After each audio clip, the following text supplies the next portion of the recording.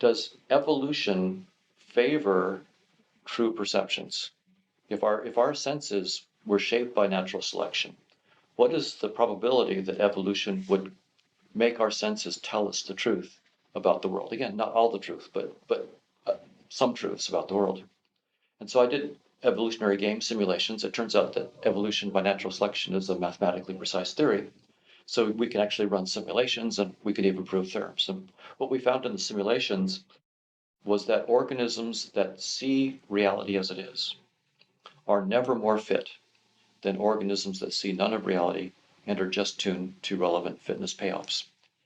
What that means is that evolution would drive the organisms that see the truth to extinction whenever they compete with organisms that don't see the truth and are just tuned to fitness payoffs.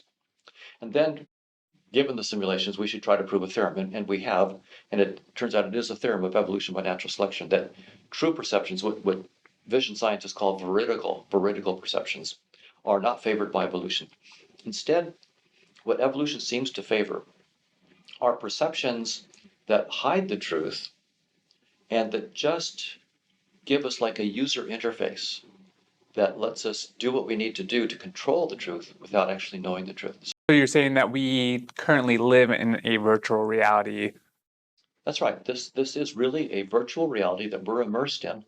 And evolution immersed us in a virtual reality that's unlike whatever the real reality is.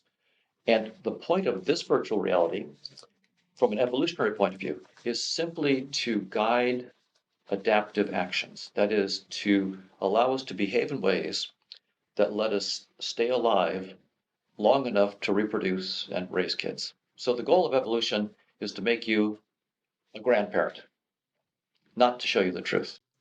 And that's been, it turns out, such a difficult problem that we call it the hard problem of consciousness, which means we don't have any really good ideas.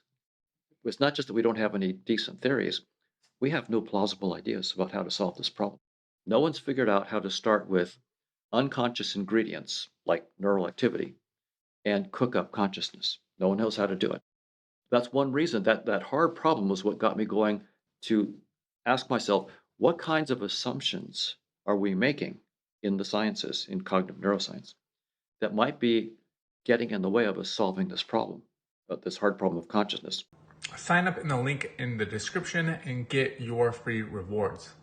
Check it out.